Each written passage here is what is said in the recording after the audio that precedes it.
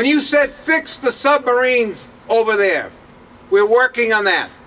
When you said make sure that our skies are safe, we make sure the air traffic controllers know what they're doing and show up to work every day and make sure that the plane that you're flying in lands safely and takes off safely. When you're talking about community services, all we've ever asked is to make sure that we have sufficient money to take care of the poor and the needy people in this country, and we have done that.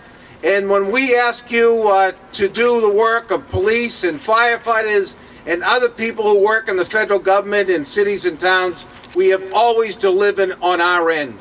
It is time for Congress, and let me say this again, it is time for the Congress of the United States of America to stop playing games with the lives of working men and women in this country and to settle down, grow up, and fix the problems that we face in this country today.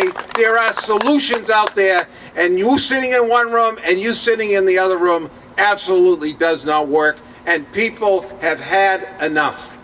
The 129 men that go to sea on those nuclear submarines every day are in the palms of our shipyard's hands each and every day.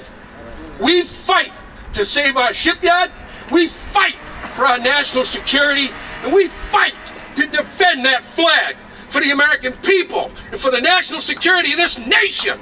We're not fighting with each other, we're fighting for one another. Stop the sequestration cuts, get into a room, put your differences aside, and get the people's work done. Thank you.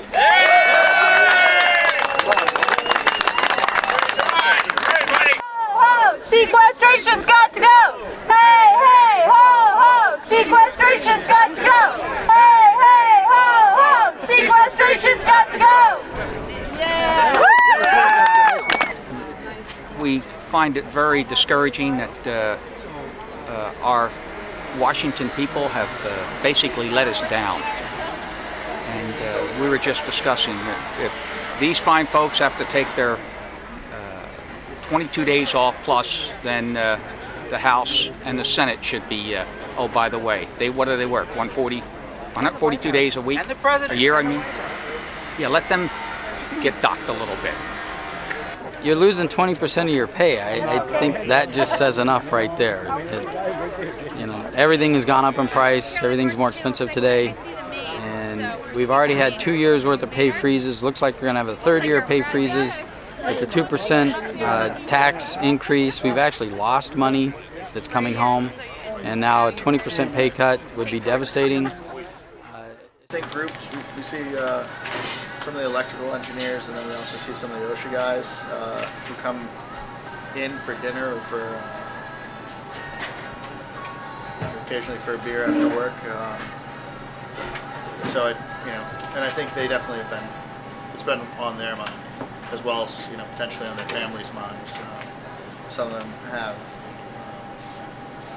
spouses or partners who work in the area as well.